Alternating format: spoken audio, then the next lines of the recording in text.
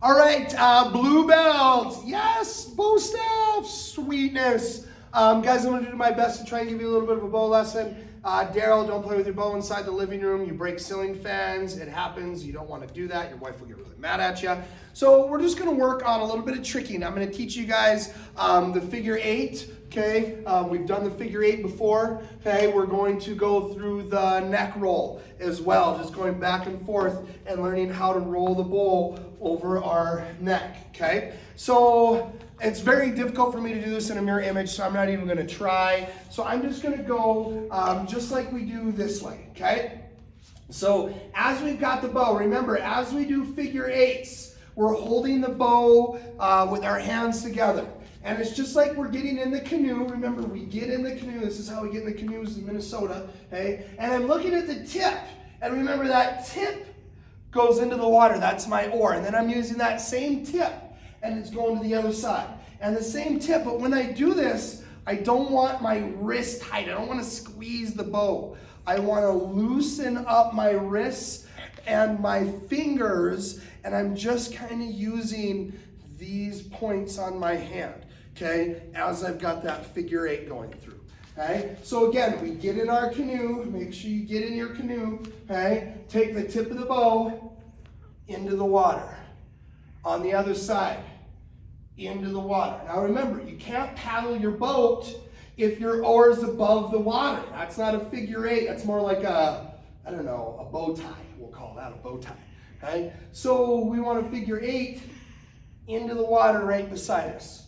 Into the water right beside us. Into the water, into the water, into the water. Okay? Now when you get good at it, do it in reverse. When you get real good at it, do it with on one arm, reverse forward, and then do the left, reverse and forwards. Okay? And practice with both. Okay? And practice, whoop, and practice coming back and don't go behind your back yet. We'll work on that. Or maybe I have showed you that. If I have, go ahead and give it a try. So neck roll. So we want to hold the bow more on the end, not up here, because we don't have enough to get around. You kind of saw how the end whipped around. It's harder to catch. So I want to hold the bow here. And what I'm doing is I'm coming across my other shoulder, and now I'm just letting gravity kind of let it go over my neck, and I'm just catching it with the opposite hand. So my opposite hand is kind of here on my chest, and I'm taking this part of the bow, and I'm just going around, and I'm just catching it. Touching the floor, coming around, catching it. So from the side view, I'm just putting my hand up, my bow on the right point, not on the grip, down low, and I'm just twirling the whoops, DQ, don't DQ, okay? Come around, go around that neck again, and I'm just catching that bow staff. So from a front view, I'm just going around, I'm touching it, and I might have to hold my neck, I might have to cradle that bow in there just a little bit too, and find that right spot. Don't whack yourself in the head. If you do, I'll laugh from a distance, okay? But just around that neck, okay, as we go through. So practice your neck rolls, okay, your figure eights. If I've taught you the twirl and the catch into the neck roll, ah! All right, practice your bows.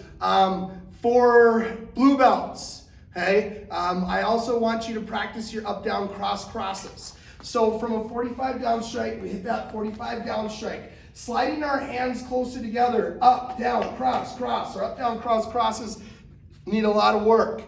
So I want you guys to do that 20 times. 45 down strike, slide your hands together, up, down, cross, cross, okay?